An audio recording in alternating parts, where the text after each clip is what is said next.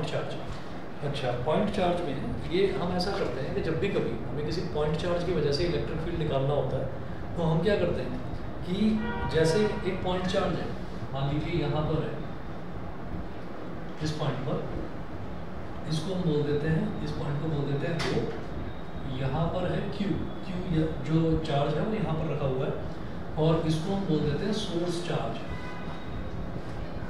Source charge का मतलब क्या है कि मैं इस वाले चार्ज की वजह से इलेक्ट्रिक फील्ड निकालना चाहता हूँ। इलेक्ट्रिक फील्ड का मतलब क्या होता है कि वो जो चार्ज है, चार्ज अपने आसपास एक ऑरा क्रिएट करता है।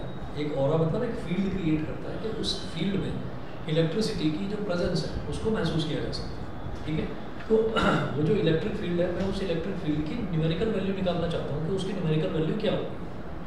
जैसे हम कह देते हैं ना कि जो आपने 10th क्लास में पढ़ा था एक चीज़ कि मैग्नेट जो होती है, मैग्नेट अपने आसपास एक मैग्नेटिक फील्ड क्रिएट कर देती है। उस मैग्नेटिक फील्ड में अगर हम आयरन, स्टील, कोबाल्ट, निकल, इन सब चीज़ों को अगर हम लेकर आ जाते हैं तो फिर क्या होता है कि वो उसको अपनी तरफ अट्रैक्ट करती है। जो अट्रैक्ट करती है वो किसकी वजह से करती है? मैग्नेटिक फील्ड की वजह से अट्रैक्ट करती है। फिर हमने कहा कि नहीं, एक और स्ट्रॉन्ग मैग्नेट लेकर आ गए, वो जो स्ट्रॉन्ग मैग्नेट है वो और तेज़ी से अट्रैक्ट करेगी। तो कुछ तो रीज़न होगा। वो जो स्ट्रॉन्गनेस है, उस स्ट्रॉन्गनेस का मतलब क्या हुआ? उस स्ट्रॉन्गनेस का मतलब ये हुआ कि उसका मैग्नेटिक फील्ड ज़्यादा था, है ना, और पहले वाली मैग्नेट का मैग्नेटिक फील्ड कम था। तो वो ज़्यादा था और कम था, कोई न्यूमेरिकल वैल्यू दे सकते हो क्या उसको? जैसे हमने कहा कि नहीं, इसका मैग्नेटिक फील्ड 4 था और इसका मैग्नेटिक फील्ड 12 है, तो 3 टाइम्स हो गया। इसी तरीके से हम ये कहेंगे कि इलेक्ट्रिक फील्ड भी, वो भी क्या करेगा, वो किसी चीज़ को अट्रैक्ट भी कर सकता है, रिपेल भी कर सकता है। ठीक है, तो हमने ये कहा कि जब हम वो कितना स्ट्रांगली अट्रैक्ट करेगा या कितना स्ट्रांगली रिपेल करेगा, इट डिपेंड्स कि इलेक्ट्रिक फील्ड की वैल्यू कितनी है। तो वो इलेक्ट्रिक फील्ड की एक्चुअल में जो वैल्यू होती है वो हम निकालना चाहते हैं। Electric field due two point charge, एक पॉइंट चार्ज रखा हुआ है तो वो और किसी भी चार्ज को कितना रिपेल कर सकता है या कितना अट्रैक्ट कर सकता है, हम वो निकालना चाहते हैं। तो इसकी ना टेस्टिंग करी जाएगी कि ये कितना ज़्यादा अट्रैक्शन या कितना ज़्यादा रिपल्शन कर सकता है। तो टेस्टिंग हमेशा करते हैं with the help of a test charge. तो मैंने यहाँ पर क्या करा, मैंने यहाँ पर रख दिया एक टेस्ट चार्ज। टेस्ट चार्ज हमेशा हम क्या लेंगे? Q0। टेस्ट चार्ज की वैल्यू को हम हमेशा Q0 लेंगे, और जिस पॉइंट पर ये टेस्ट चार्ज रखा है उस पॉइंट को हमने बोल दिया P। ठीक है, और जो ये Q0 होता है, ये इसको हमेशा पॉजिटिव टेस्ट चार्ज लेते हैं। तो पॉजिटिव टेस्ट चार्ज जो मेरे पास शुरुआत में जो यहाँ पर सोर्स चार्ज रखा हुआ था वो भी पॉजिटिव, और ये जो टेस्ट चार्ज है ये भी पॉजिटिव। तो पॉजिटिव क्या करेगा? पॉजिटिव को रिपेल कर देगा। पॉजिटिव को रिपेल करेगा, तो इसका मतलब इस पर लगने वाली फोर्स इज रिपल्सिव फोर्स, वो रिपल्सिव फोर्स होती है। ठीक है, तो वही चीज़ यहाँ पर लिखी हुई है पेज नंबर 20 पर। मैं सबसे नीचे वाला लाइन पढ़ रहा हूँ। Consider a point charge small q placed at the origin O, full stop. We wish to determine its electric field at a point capital P at a distance small r from it. For this, imagine a test charge Q0 placed at point P. तो मैं इसका electric field निकालना चाहता हूँ इस charge की वजह से यहाँ पर। तो यहाँ से और यहाँ तक जो हमने डिस्टेंस लिया, that distance is small r, उसको हमने डिस्टेंस को स्मॉल r ले लिया। फिर क्या करेंगे कि यहाँ पर हम कूलम्ब्स लॉ लगाएंगे। तो according to Coulomb's law the force of charge Q0 is, जो कूलम्ब्स लॉ है वो ये कहता है कि दो चार्जेस के बीच में फोर्स कितनी लगेगी? 1/4πε0 Q1 Q2 अपॉन r²। ठीक है, तो जो फोर्स लगेगा इस पर, ऑब्वियस सी बात है, ये भी पॉजिटिव है और ये जो सोर्स चार्ज है ये भी पॉजिटिव है। पॉजिटिव को रिपेल करेगा तो इस डायरेक्शन में फोर्स लगेगा, एफ वेक्टर इस डायरेक्शन में। अब इसको क्या बोलेंगे? F vector is equal to 1/4πε0 Q0 upon r², Q0 upon r²। ठीक है, ये हो गया। फिर हम ये कहेंगे कि भाई इसका जब ये वेक्टर है तो वेक्टर का कुछ ना कुछ डायरेक्शन भी होगा। तो वो जो डायरेक्शन है उस डायरेक्शन को हमने बोल दिया, तो ये वाला जो डायरेक्शन है उस डायरेक्शन को हमने बोल दिया कि r कैप हो गया। मतलब अगर डायरेक्शन दिखाना है मेरे को, अगर किसी भी मैग्नीट्यूड को मुझे वेक्टर में कन्वर्ट करना है तो जो उसकी डायरेक्शन है, डायरेक्शन वाले यूनिट वेक्टर में मल्टीप्लाई करो। ठीक है, तो मैंने इसको r कैप में मल्टीप्लाई कर दिया। ठीक है, तो ये हमारे पास वेक्टर में आ गया, कन्वर्ट हो गया। इसके बाद हम ये कहेंगे where r cap is a unit vector in the direction from Q to Q not, तो Q से Q नॉट की तरफ जो डायरेक्शन है वो हमारा आर कैप हो गया यूनिट वेक्टर। फिर कहेंगे so electric field at point P is, electric field कैसे निकलता है, electric field is defined as force per unit charge, F vector upon Q not, इसका मतलब 1 upon Q not into F vector, F vector कितना है 1 upon 4 pi epsilon not Q not upon R square और ये R cap. अब Q not से Q not cancel out हो गया, ठीक है। तो E वेक्टर इसकी वैल्यू कितनी आ जाएगी 1 upon 4 pi epsilon not, 1 upon 4 pi epsilon not Q upon R square और आर कैप, ये बस इतना। तो जब भी कभी इलेक्ट्रिक फील्ड निकालना है तो कूलम्स लॉ लगाइए, फोर्स निकालिए, और जो भी आपका टेस्ट चार्ज है कि आप जिस पॉइंट पर इलेक्ट्रिक फील्ड निकालना चाहते हो, हम इस पॉइंट पर इलेक्ट्रिक फील्ड निकालना चाहते हैं किसकी वजह से, इस वाले चार्ज की वजह से, तो हम क्या करेंगे यहाँ पर एक टेस्ट चार्ज Q नॉट मान लेंगे, बस उससे आपको डिवाइड कर देना फोर्स को, force divided by charge gives me electric field, बस इतना होता है। अच्छा, अब जब मैंने ये कह दिया कि इसकी बेसिक डेफिनेशन ही ये है कि force divided by charge gives me the electric field, तो फोर्स की यूनिट न्यूटन, ठीक है भाई, फोर्स की यूनिट न्यूटन और चार्ज की यूनिट कूलम, तो न्यूटन अपॉन कूलम, यानी कि इट्स ऐसा यूनिट इज न्यूटन पर कूलम, ऐसा यूनिट इज न्यूटन पर कूलम, ठीक है। अब देखिएगा उसके बाद जो नेक्स्ट हमारा टॉपिक है, नेक्स्ट टॉपिक है electric field due to a system of point charges. Electric field आपको निकालना है due to a system of point charges. तो consider a system of capital N point charges Q1 Q2 Q3 till Qn। तो हमने कहा कि हमारे पास अब यहाँ पर जैसे एक ही पॉइंट चार्ज की वजह से electric field due to a point charge, मैंने एक ही चार्ज की वजह से इलेक्ट्रिक फील्ड निकाला। अब मैंने कहा कि नहीं मेरे पास बहुत सारे चार्जेस हैं, तो कितने चार्जेस हैं, N पॉइंट चार्जेस हैं। तो electric field due to a system of point charges कितने हैं, N पॉइंट चार्जेस हैं।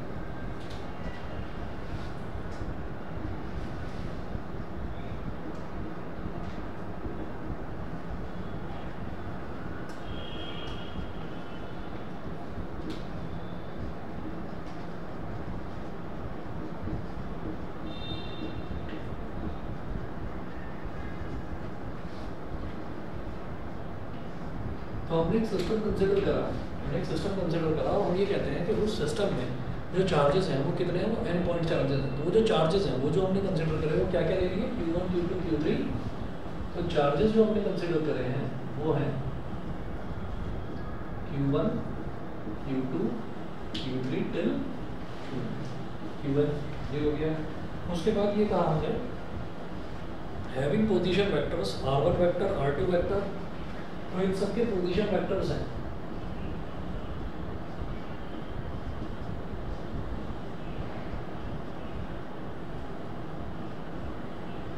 पोजीशन वेक्टर्स हो गए R1 vector R2 vector R3 vector till Rn vector, ठीक है। तो ये सारे के सारे पोजीशन वेक्टर्स होंगे उसके, ठीक है। अब हम कहते हैं we wish to determine the electric field at point P whose position vector is R vector. अब मैं इसका जो पूरा सिस्टम है उस पूरे सिस्टम का एक जगह पर मैं इलेक्ट्रिक फील्ड निकालना चाहता हूँ, और जिस पॉइंट पर निकालना चाहते हैं उस पॉइंट का जो पोजीशन वेक्टर है उसको मैंने R वेक्टर बोल दिया। पोजीशन वेक्टर क्या होता है, जिस भी पॉइंट की हम बात करते हैं उस पॉइंट को ओरिजिन से ज्वाइन करो, उस पॉइंट को ओरिजिन से ज्वाइन करो। फॉर एग्जांपल मैं पॉइंट P की बात करता हूँ, ये पॉइंट P है और इधर ओरिजिन है, वो आपने ओरिजिन और P को ज्वाइन कर दिया, तो ये क्या बन गया, ये OP वेक्टर जो बना ना उसे P वाला, इसी को हम पोजीशन वेक्टर बोल देते हैं, ठीक है। तो किसी भी पॉइंट का location with respect to origin is called its position vector, उसको पोजीशन वेक्टर बोलते हैं। अब जैसे N पॉइंट चार्जेस का मान लीजिए डेरिवेशन N पॉइंट चार्जेस का एग्जाम में आ गया, तो आपको उसमें क्या करना होगा, आपने उसको N पॉइंट चार्जेस बनाकर नहीं दिखाने, बस 2 पॉइंट चार्जेस आप बनाकर दिखा देंगे। देखिए कैसे करेंगे, जैसे हम पेज नंबर 22 पर आ रहे हैं और पेज नंबर 22 पर एक्स एक्सेस और वाई एक्सेस हमने निकाली।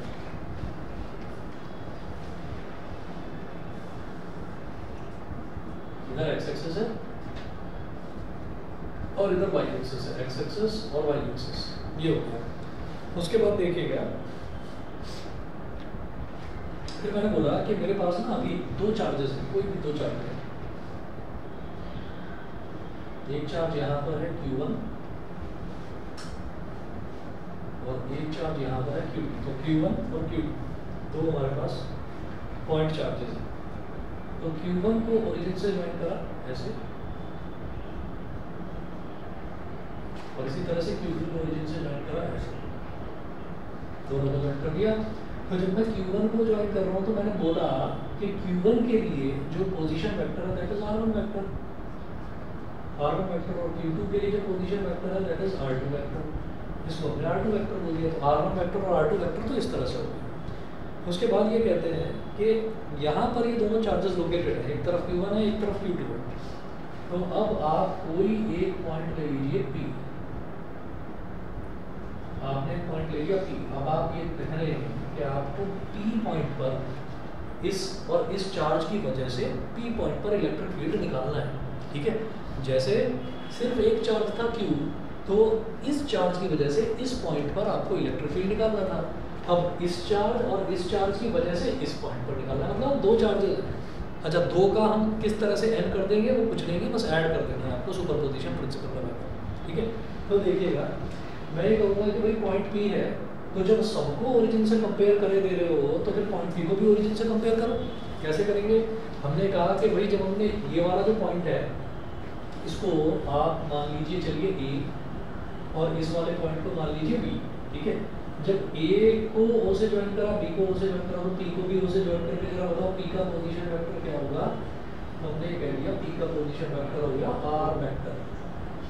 P का position vector is R vector, हमने ये बोल दिया। अच्छा जी, अब ये बोलने के बाद में फिर नेक्स्ट हम क्या करेंगे देखिएगा। हमारे पास ये आ गया R वेक्टर, ये R वेक्टर। अब मुझे क्या निकालना है?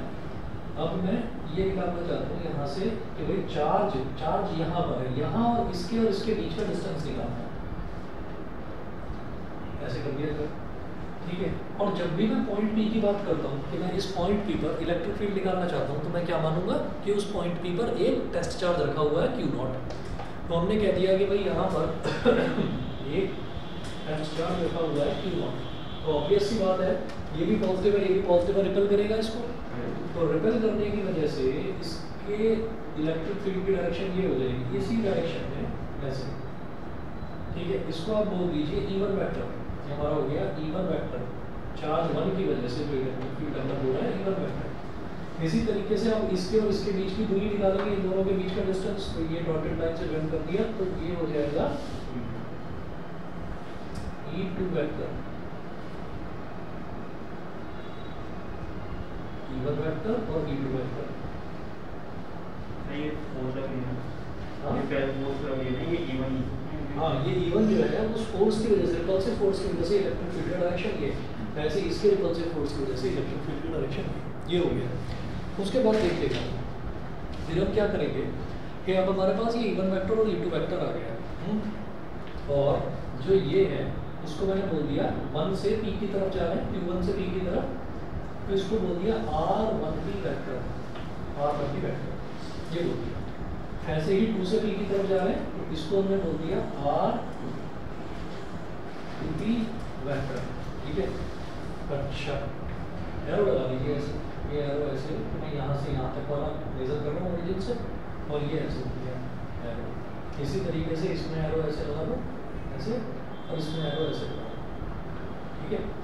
ऐसे ही जब O से P तक कराए तो इसमें एरो आप ऐसे लगाएंगे, ये हो गया, ठीक। अब यहाँ से मैं कहूँगा कि जब मेरे पास E1 वेक्टर आ गया, E2 वेक्टर आ गया, तो हम इसमें ना एक काम करेंगे कि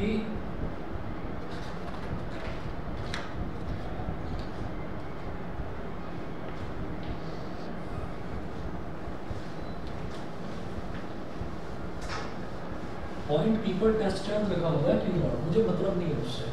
पॉइंट P पर यहाँ पर भी टेस्ट चार्ज रखा हुआ था Q0, लेकिन इलेक्ट्रिक फील्ड क्या निकल कर आया? इलेक्ट्रिक फील्ड निकल कर आया 1/4πε0 दिस Q, और Q से यहाँ पॉइंट P तक का डिस्टेंस R, तो R का स्क्वायर, ठीक है। तो वही काम हम यहाँ पर करेंगे, पहले निकालेंगे E1 वेक्टर।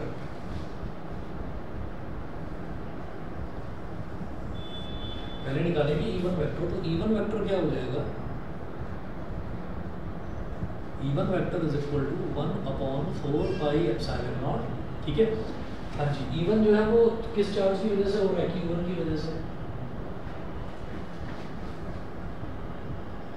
तो Q1 अपॉन, हाँ जी, डिस्टेंस बोलिए R1P, ठीक है, तो R1P का square,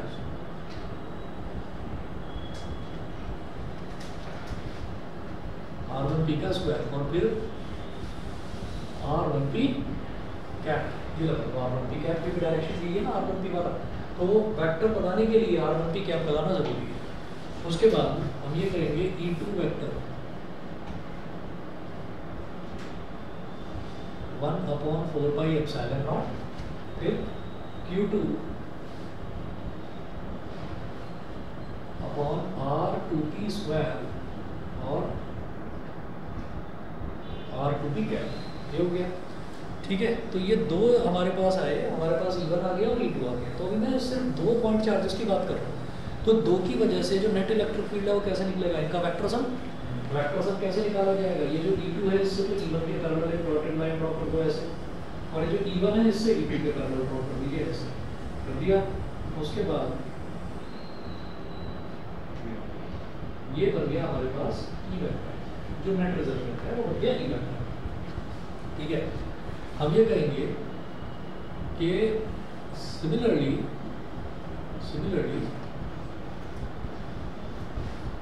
if there are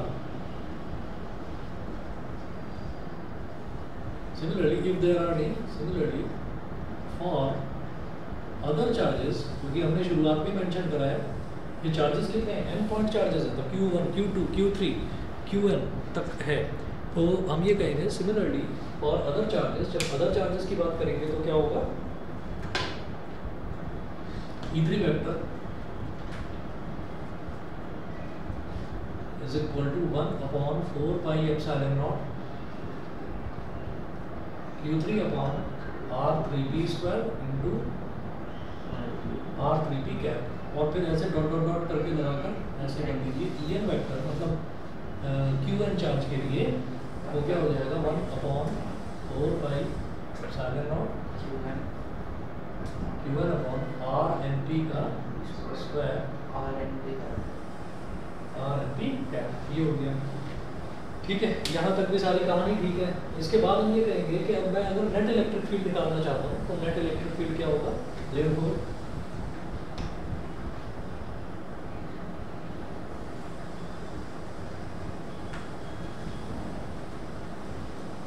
net electric field at point P पर नेट इलेक्ट्रिक फील्ड अगर मैं निकालूं तो क्या करेंगे, सारे इलेक्ट्रिक फील्ड्स को ऐड कर देंगे, ठीक है। तो net electric field E vector will be equal to E1 vector plus E2 vector plus E3 vector plus dot dot फिर En वेक्टर, ये हो गया।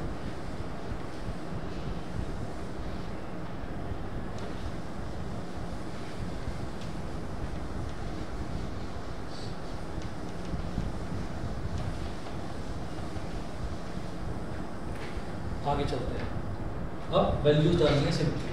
तो जब मैं वैल्यूज डाल दूंगा तो मुझे एक चीज़ दिखाई दे रही है कि E1 में भी 1/4 पाई एप्सिलॉन नॉट आ रहा है, E2 में भी 1/4 पाई एप्सिलॉन नॉट, E3 में भी 1/4 pi epsilon not, similarly En में भी 1/4 pi epsilon not.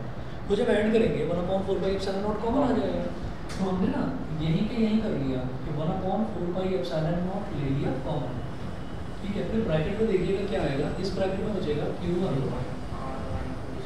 Upon R1P square into R1P क्या plus Q2 upon R2P square into R2P क्या, ठीक है। Q3 मत लिखो, बस डॉट डॉट डॉट लगा दो, plus dot dot dot Qn तक पहुँच जाओ, Qn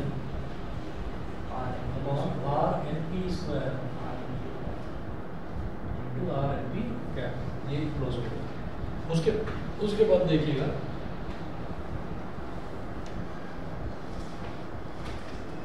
ये इतना हो गया। इसके बाद में ना हम ये कहेंगे कि if we want to express it in terms of position vectors, यहाँ लिखेंगे in terms of position vectors,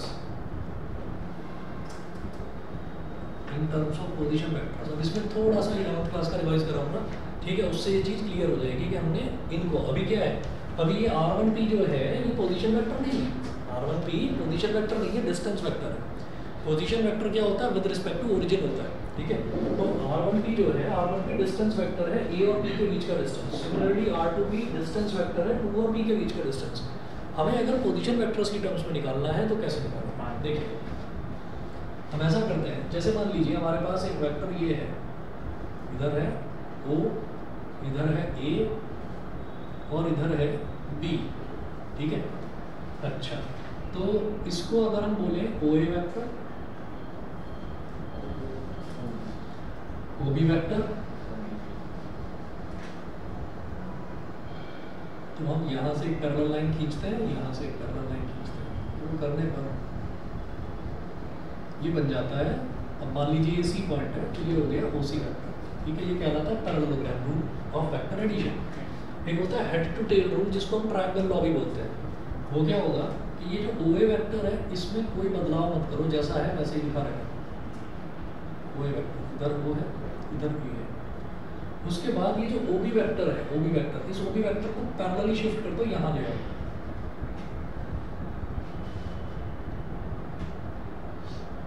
तो आप O को इधर शिफ्ट करके ले आए हो, ये हो गया यहाँ पर B, ठीक है। अब ये क्या बन जाएगा, ये बन जाएगा AB vector. Actually AB vector बोलो या OB वेक्टर बोलो, एक ही बात है। हम पैरेलली किसी भी वेक्टर को अगर शिफ्ट करते हैं तो उस पर कोई फर्क नहीं पड़ता। तो OB वेक्टर बोलो या AB वेक्टर बोलो, एक ही बात है, ठीक है। हमने चलिए AB वेक्टर बोल दिया, आप कहो तो OB वेक्टर भी बोला जा सकता है, कोई प्रॉब्लम नहीं है। अब यहाँ से इसको ज्वाइन कर दिया, तो ये रिजल्टेंट आ गया, रिजल्टेंट वेक्टर R वेक्टर। तो रिजल्टेंट वेक्टर यही तो था, OC वेक्टर, तो यही आ गया सेम। तो इसमें, और इसका डायरेक्शन ये, ठीक। तो इसमें हम क्या करते हैं, इसमें हमेशा हमको ये देखना होता है कि भाई हम एक जगह से दूसरी जगह जा रहे हैं, हम लिखेंगे कैसे। हमने ये कहा कि O से B तक चले गए, तो R वेक्टर, O से B तक जाने का दूसरा रास्ता OA vector plus AB vector, OA vector plus AB vector. तो दोनों रास्तों को एक दूसरे के इक्वल रख देते हैं। तो एक रास्ता क्या है, यहाँ से सीधे चले गए, तो that is called R vector. एक रास्ता OA vector plus AB vector, ये हो गया। समझ गए, ठीक है। अब देखिएगा, अब ऐसा ही मुझे यहाँ पर एक ट्रायंगल नजर आता है और मैं इसमें ट्रायंगल लॉ लगाऊंगा। तो मैंने कहा भाई एक तो है हमारे पास O से लेकर P तक का, है ना। तो इसको तो मैं बोल दूंगा R वेक्टर, ठीक है। तो एक रास्ता तो ये हो गया R vector is equal to, दूसरा रास्ता क्या है, ये O से A तक जा रहे हैं और A से P तक जा रहे हैं। तो R1 वेक्टर और R1P वेक्टर, इसको लिखेंगे R1 vector plus R1P vector, ठीक है। मुझे किसकी जरूरत है, मुझे R1P की जरूरत है। R1P निकालेंगे,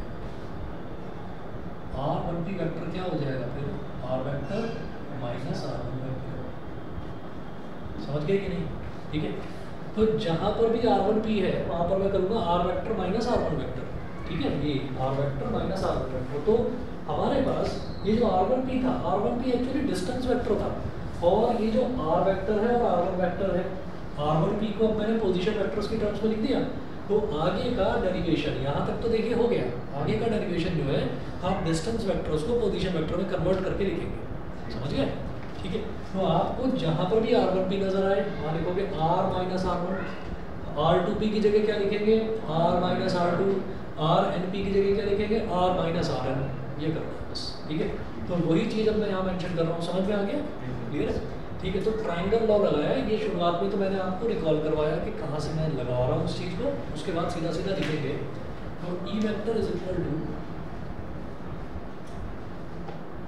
1/4 पाई एप्सिलॉन नॉट, ब्रैकेट में सबसे पहले इसकी बात करेंगे। Q1 तो चार्ज है, स्केलर क्वांटिटी है, तो Q1 तो एज लिखा जाएगा Q1। उसके बाद R1P की जगह लिखेंगे R vector minus R1 vector, और इसका मैग्नीट्यूड और उसका स्क्वायर। क्यों, क्योंकि डिनोमिनेटर में वेक्टर नहीं चाहिए, वेक्टर के मैग्नीट्यूड का स्क्वायर चाहिए। तो मैग्नीट्यूड कैसे लिखा जाता है, उस पर मॉड लगा दो, स्क्वायर कर दो। फिर क्या है R1P कैप, R1P कैप को कैसे लिखोगे, R vector minus R1 vector upon R vector minus R1 vector का मैग्नीट्यूड। ये बता दो समझ गए कि नहीं।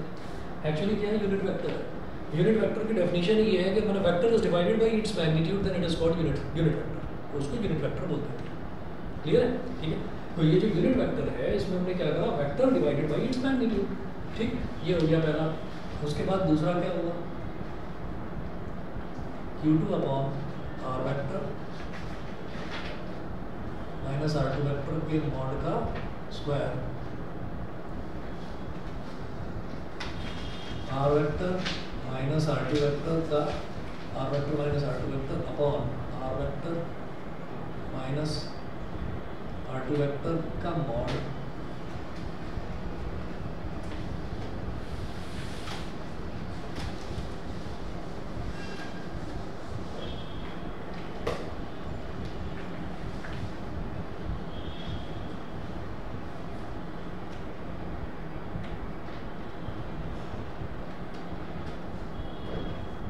Q1 upon R vector minus R n vector के मॉड का square, R vector minus R n vector upon R vector minus R n vector का मॉड। अब इधर स्क्वायर है और इधर सिंपली मॉड है, तो ये क्या हो जाएगा, क्यूब हो जाएगा, ठीक है। 1/4πε0 Q1 upon R vector minus R n vector के मॉड का cube into R vector minus R n vector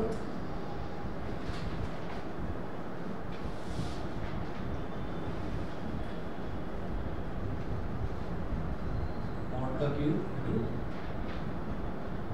R vector minus R2 vector plus dot Qn upon R vector minus R n vector mod का cube into R vector minus R n vector, ठीक है, bracket close कर। उसके बाद ये देख रहे हैं कि इतना सेम पैटर्न सा चला आ रहा है, ठीक है। तो इस सेम पैटर्न के लिए क्या इतना लंबा एक्सप्रेशन लिखना ज़रूरी है? हम ये कहेंगे नहीं भाई, इसमें कुछ और भी करा जा सकता है। हम इसमें समेशन वाला जो फंडा है वो इसमें इंक्लूड करके लिख सकते हैं। कैसे, वो देख लो। 1/4πε0 तो कॉमन है, बाकी कोई भी चीज़ कॉमनली नहीं आ रही है। यहाँ पर summation I is equal to, हमने 1 से स्टार्ट करा, इधर 1 1 1 2 2 2 फिर n। तो I इज इक्वल टू 1 से लेकर n तक जाना है। यहाँ लिखेंगे QI, जहाँ जहाँ पर 1 है वहाँ पर I डाल दो, QI upon R vector minus RI vector, इसके मॉड का क्यूब, और इधर R vector minus RI vector, ठीक है। बस ये हो गया electric field due to a system of n point charges. समझ गए? I की वैल्यू 2 डालोगे तो R vector minus R2 vector का क्यूब, ऊपर Q2 यही वाली चीज़ आ जाएगी, ठीक है। उसकी वैल्यू 3 डालोगे तो Q3 upon R vector minus R3 vector के मॉड का cube, R vector minus R3 vector, इस तरह से आ जाएगा। समझ गए? ठीक है। तो ये है आपका electric field due to a system of n point charges. Diagram बनाएंगे सिर्फ 2 पॉइंट्स का, और n पॉइंट के लिए सिमिलरिटी करके लिख देंगे इसी तरीके से जैसे करना है, ठीक है। उसके बाद देखिएगा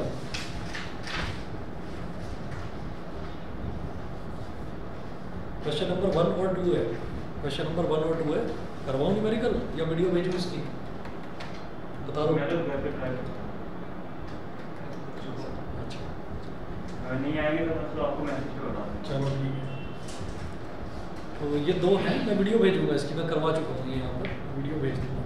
उसके बाद अगला टॉपिक स्टार्ट करते हैं, continuous charge distribution, page number 24 पर। कंटिन्यूअस चार्ज डिस्ट्रीब्यूशन, ये वाला क्लियर है सभी को, इलेक्ट्रिक फील्ड।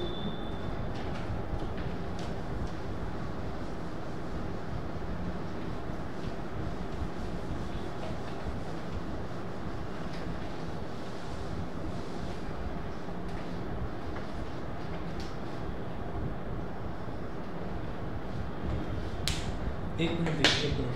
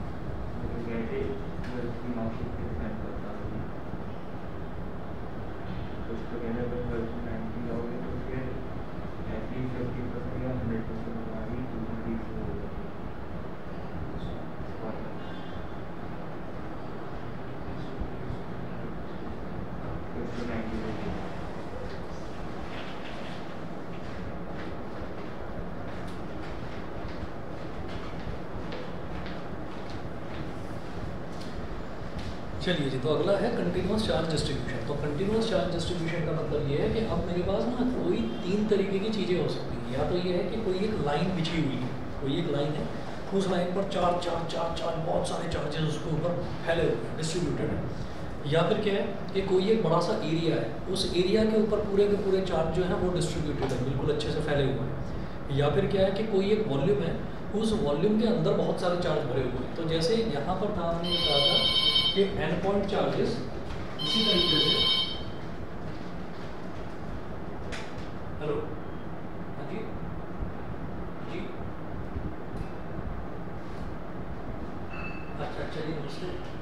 मम्मी जो है, मम्मी तो बोल गई, आप कल ही थी, सुबह ही छोड़ कर आए, वो जो है अभी 1 हफ्ते उधर ही रहेंगी। हाँ जी,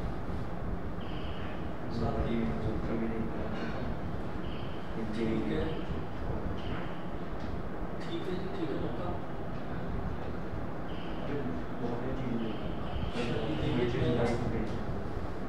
अच्छा अच्छा, विश्वास भी है।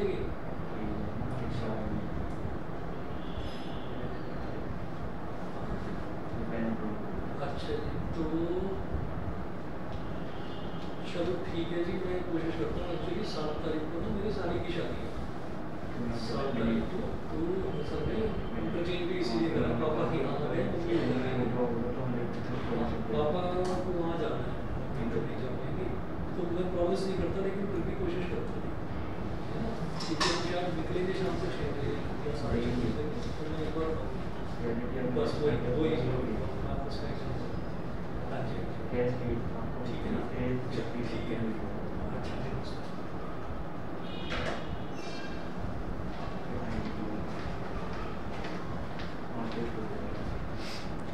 हाँ जी। तो कंटिन्यूस चार्ज डिस्ट्रीब्यूशन में ये है कि जैसे यहाँ पर हमने देखा था कि 1 पॉइंट चार्ज है, 2 पॉइंट चार्ज है, 3 है, 4 है ना, या चलो 10 है, कितने भी हैं।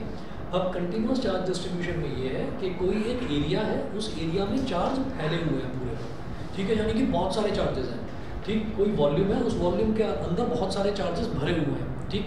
तो कंटिन्यूस चार्ज डिस्ट्रीब्यूशन का मतलब ये है कि हमारे पास 1 चार्ज, 2 चार्ज, 3 चार्ज ऐसे ना होकर हम ये कह सकते हैं 1.2 चार्जेस हैं, 1.3 चार्जेस हैं। कंटिन्यूस का मतलब ये है कि कोई भी एरिया जो है, कोई भी जो उसका कोना है, वो खाली नहीं जाएगा, हर कोने में 4 भरा पड़ा है, ठीक है। तो उसको कंटिन्यूस चार्ज डिस्ट्रीब्यूशन बोलते हैं। तो अब देखिएगा, in practice we deal with charges much greater in magnitude than the charge on an electron, ठीक। So we can ignore the quantum nature of charges. Quantum nature का मतलब ये होता है सिंगल नेचर के, 1 चार्ज, 2 चार्ज, 3 चार्ज, 5 चार्ज, ये। And imagine that the charge is spread in a region in a continuous manner, के charge जो है वो पूरे के पूरे रीजन में कंटिन्यूस मैनर में फैला हुआ है। फिर हम ये बोलेंगे कि such a charge distribution is known as continuous charge distribution. तो हमेशा ऐसा नहीं होता, प्रैक्टिकली ऐसा नहीं होता कि हमको सिंगल सिंगल सिंगल सिंगल यानी कि डिस्क्रीट चार्जेस मिले, ठीक है। चार्जेस हमको इस तरीके से मिल सकते हैं जो कि फैले हुए हैं, तो वो डेसिमल्स में हो सकते हैं।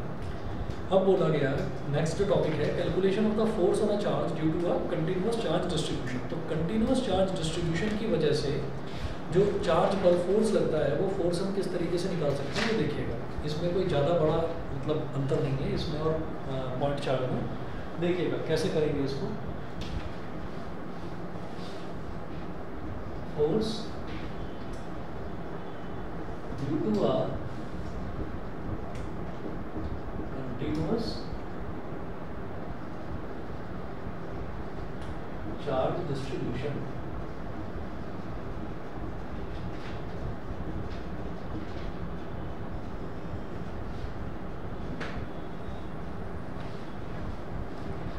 Due to a continuous charge distribution.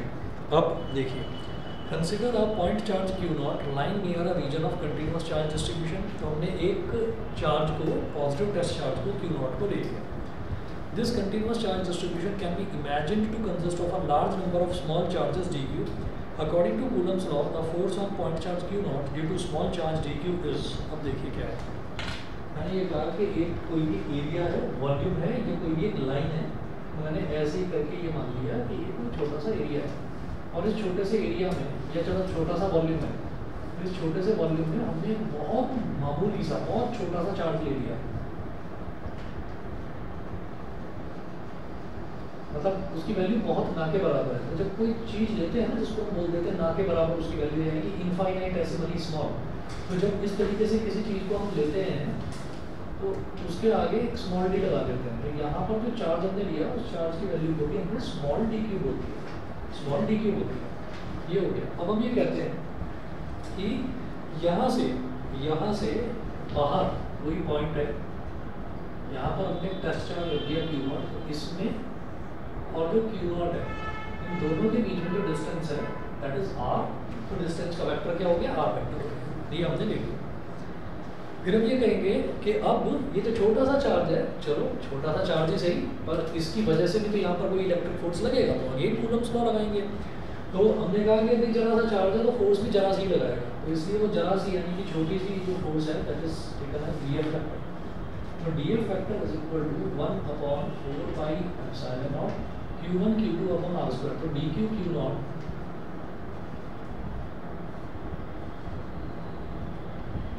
r square, और फिर r वेक्टर की डायरेक्शन में अगर यूनिट वेक्टर की बात करी जाए तो r कैप ये हो गया। ठीक है, अब आप ये देखिए फिर r cap is equal to r vector upon r is a unit vector pointing from dq to q not. ठीक है, तो dq से q नॉट की तरफ ये हमारा यूनिट वेक्टर r कैप हो गया। फिर हम ये कहेंगे कि अगर बहुत सारे ऐसे चार्जेस हैं तो प्रिंसिपल ऑफ सुपरपोजिशन हमको ये कहता है कि जितने भी ऐसे चार्जेस हैं उन सारे के सारे चार्जेस को ऐड करते चले जाओ, सबको ऐड कर दो। ठीक है, तो अब जब सबको ऐड करेंगे तो ये जो स्मॉल वैल्यू होती है ऐड करने के लिए अगर हम बड़ी वैल्यू निकालते हैं फैक्टर कैसे निकलेगी, डीएफ फैक्टर, आपने डीएफ फैक्टर को इंटीग्रेट कर दिया, इंटीग्रेट करेंगे तो जो कॉन्स्टेंट टर्म्स हैं बाहर आ जाएंगे।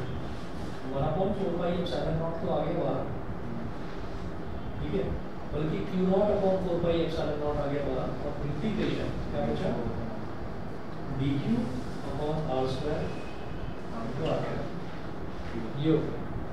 ठीक है ना, तो ये हमारे पास फोर्स की वैल्यू आ गई कंटीन्यूअस चार्ज डिस्ट्रीब्यूशन के बेस पर।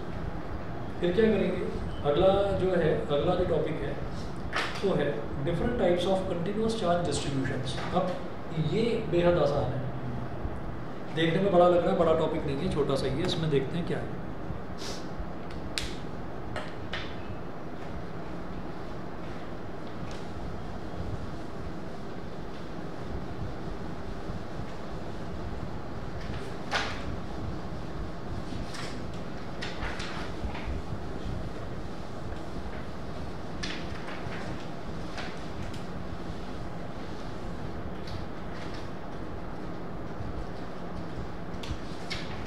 हाँ जी, तो तीन तरीके के चार्ज डिस्ट्रीब्यूशन होते हैं। एक होता है volume charge distribution, volume charge distribution.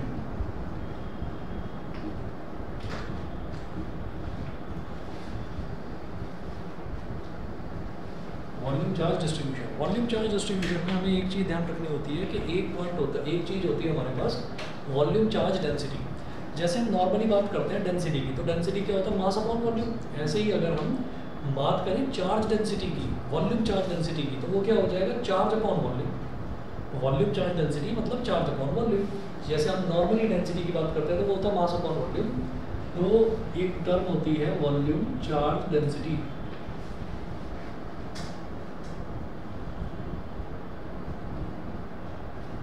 इसको रिप्रेजेंट करते हैं रो से, तो rho is equal to charge small amount of charge dq upon small amount of volume, तो dq अपॉन dv ये हो गया।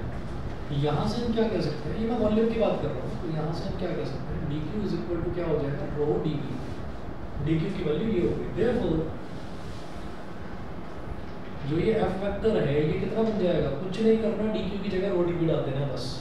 ठीक है, तो ये हो जाएगा q not upon 4 pi epsilon not integration dq की जगह आप डाल देंगे रो dv upon r square r cap. Volume को आप इंटीग्रेट कर रहे हैं क्योंकि dv है, वॉल्यूम को इंटीग्रेट कर रहे हैं तो यहाँ नीचे छोटा सा v लिख देते हैं, मतलब इसको वॉल्यूम इंटीग्रल बोल देते हैं। फॉर्मूले इंटीग्रेशन के सेम लगेंगे, इसमें भी कोई अलग कहानी नहीं है, बस ये है कि यू आर इंटीग्रेटिंग वॉल्यूम, तो इसलिए आपने v लिख दिया है, बस ये लिखने के लिए है और कुछ नहीं। ठीक है जी, इसी तरीके से बी जो पॉइंट मतलब जो बी पार्ट है इसका वो है surface charge distribution. Surface charge का मतलब क्या है, हाँ, ये जो चार्ज है पूरा का पूरा वो ओवर अ सरफेस डिस्ट्रीब्यूटेड है।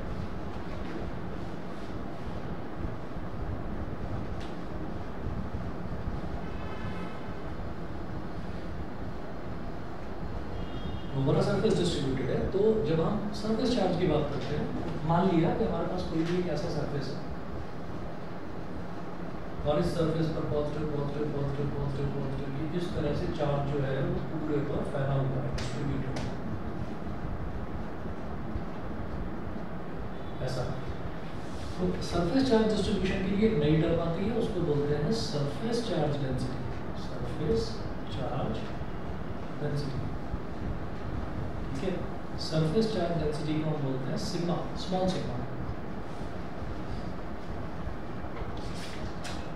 चार्ज अपॉन सरफेस एरिया, ये हो गया dq upon ds, charge upon surface area, ठीक है। ये इसमें फिर क्या करेंगे, इसमें आपको कुछ भी नहीं, फिर वही चीज dq की जगह आप क्या कर देना है सिग्मा ds, ठीक है। तो यही जो आपका फोर्स वाला फॉर्मूला है क्या बन जाएगा, बस जहाँ पर dq था वहाँ सिग्मा ds आ जाएगा। तो इस केस में factor will be equal to q0 upon 4/ε0 और इंटीग्रेशन dq की जगह आप लिखेंगे सिग्मा ds अपॉन r² और फिर इधर और यहाँ क्योंकि सरफेस को इंटीग्रेट करते हैं तो इधर ऐसे, इसलिए इसको सरफेस इंटीग्रल भी बोल देते हैं, ठीक है। ऐसे ही एक आता है हमारा लाइन चार्ज डिस्ट्रीब्यूशन, यानी कि ओवर अ लाइन बहुत सारे चार्जेस हैं, वो चार्जेस जो हैं वो ओवर अ लाइन डिस्ट्रीब्यूटेड है। तो वो जब ओवर अ लाइन डिस्ट्रीब्यूटेड होते हैं तब उसमें क्या करा जाता है, उसमें आता है लाइन चार्ज डेंसिटी करके एक टर्म आता है। ये मैं इसको आपको शॉर्ट में इसलिए बता रहा हूँ क्योंकि ये चीज़ डायरेक्टली पूछी नहीं जाती, इनका एप्लीकेशन होता है। किसी क्वेश्चन में आ गया तो वहाँ पर आपको कहेंगे कि भाई हमने आपको सिग्मा दे रखा है और थोड़ा सा एक सरफेस आपको दे रखा है, तो आप क्या करेंगे सिग्मा और ds को मल्टीप्लाई करके चार्ज निकालेंगे, dq निकालेंगे। इस तरीके से होता है, न्यूमेरिकल्स करूँगा मैं बता दूँगा उसमें। तो थर्ड है line charge distribution.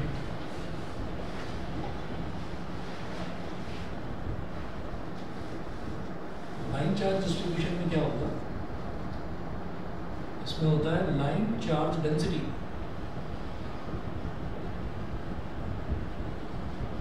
Line charge density जैसे जो लाइन चार्ज डेंसिटी है, लाइन चार्ज डेंसिटी को बोल देते हैं lambda. Lambda is equal to dq over dl, dq by dl। तो यहाँ से dq की वैल्यू क्या आ जाएगी, लैम्बडा इंटू dl, फैक्टर हो जाएगा 1/4πε0 integration lambda dl upon r² r cap, और यहाँ L मतलब लाइन इंटीग्रल हो गया, ठीक है। बस इतना करिए आप, बाकी जो है आगे आपकी जो भी नेक्स्ट छुट्टी आ रही है वो बता देना, उस छुट्टी वाले दिन करवा देंगे, ठीक है ना। थोड़ा थोड़ा करके मैं करवाता हूँ।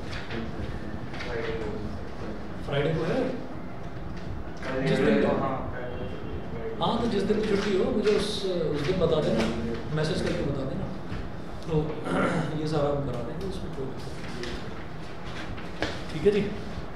आज फिर इतने कर लीजिए, बाकी कल आप